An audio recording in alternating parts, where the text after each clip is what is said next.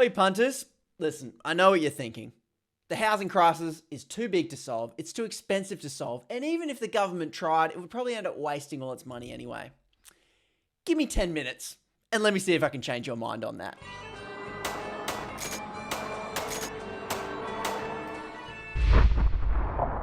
It's no secret, Australia has a deeply unfair housing system, and it is in crisis. Alan Kohler, who writes in the quarterly essay, the fact that one of the least populated countries on earth, Australia, contains the world's second most expensive housing is a national calamity and a stunning failure of public policy.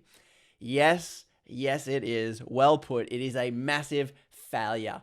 But as I pointed out, this video right here, links in the description below, it's actually quite simple to solve if we choose to copy countries that have solved it. Now, the pushback you always get, I said it at the beginning, is that it's too expensive to solve and the government will just waste its money anyway. In a recent episode of the Punters Politics podcast, which you can check out everywhere you get your podcasts, I was getting to the bottom of this with Dr. Cameron Murray, an economist who specializes in housing. And we asked him that question, can this housing crisis be solved?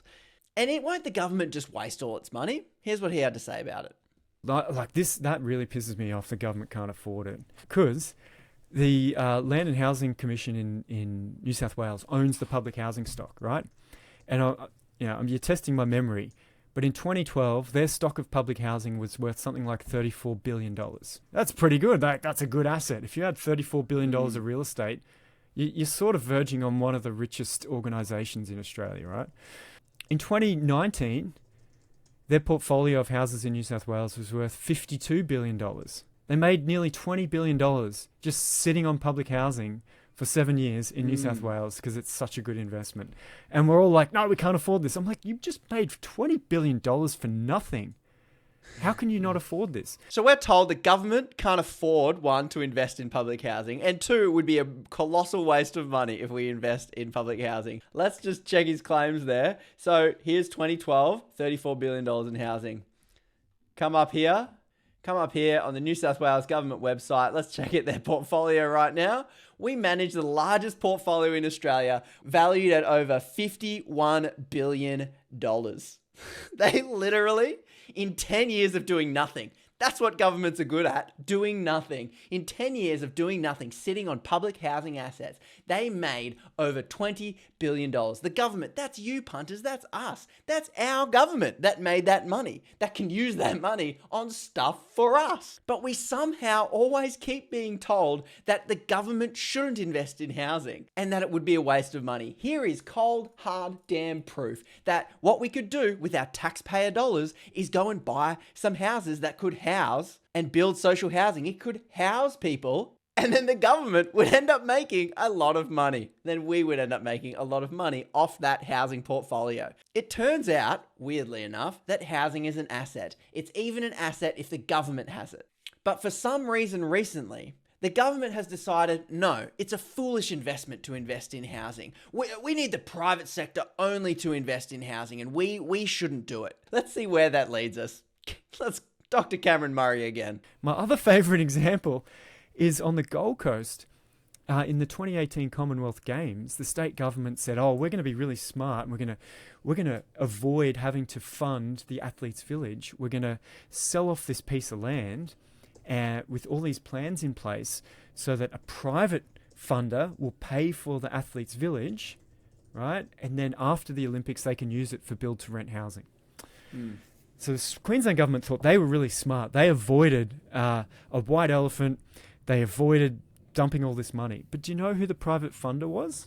The Abu Dhabi Investment Council, another government from the Middle East. Right. So an intelligent government went, what an opportunity. I'm going to make a reel on that one.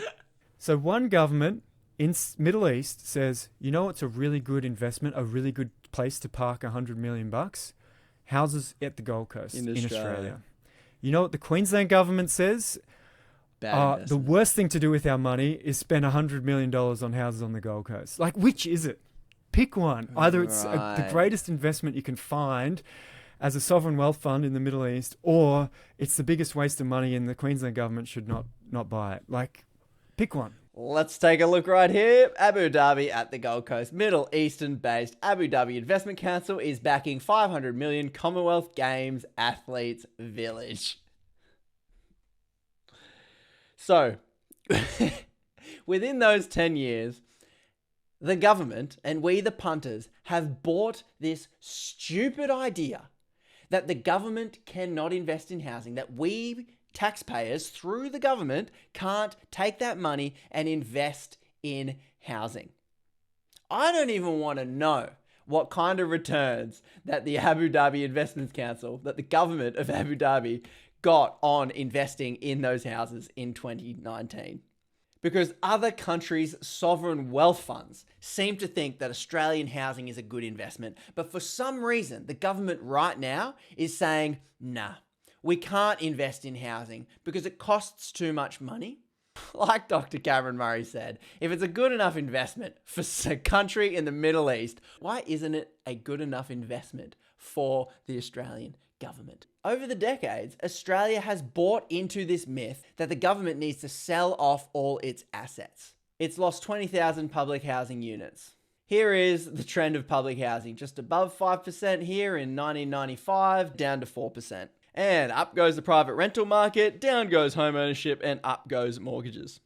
We have been fooled, we have been tricked, we have been bamboozled into shaping our housing economy so that we punters have given up the assets that we collectively own through the government, and we have created a housing market that no longer benefits we the punters. It benefits, guess bloody who? Billionaire property developers and people that buy and sell and own properties. Like, yes, there are a lot of Australians that own houses, and good on you, that's fantastic. But the more houses you own, the better off you are. And we are gearing a housing system that benefits people with heaps of houses. And we are turning Australia into, if this trend line continues, a rental society. Now, who in their right mind? I'm just going to make an assumption. Most people, given the choice, would prefer not to rent. Some people, yes, it suits their lifestyle. But most people, given the choice, would prefer to buy a house. But we are shaping our housing economy so that it is way harder for people to buy houses. And we're giving all of those billions and billions of dollars worth of gains to the private sector. So you wonder why we keep being told that the government just wastes money, that the government can't invest in housing, that the government can't afford to invest in housing, because the private sector does not want to compete with we the punters investing in property ourselves through the government, using the government to do it. And as you have just seen, if the government makes the right investment in housing, it can actually stand to make we punters a hell of a lot of money.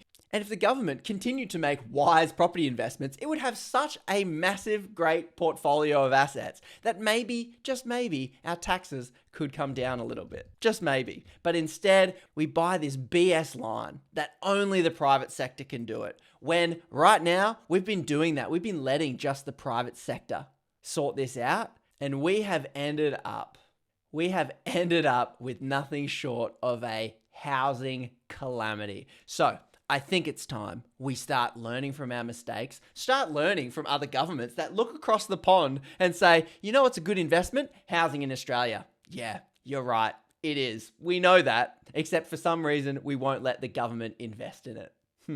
Weird. So massive thanks to we the punters over on Patreon. These are the punters that keep me making videos that I think are important and not just the ones that get the clicks. If you want to find out what Dr. Cam Murray thinks the solution to the housing crisis is, check out the podcast episode in your podcast feeds right now. Click the like, bell, and subscribe button, and I'll catch you all in the next episode. Cheers, punts.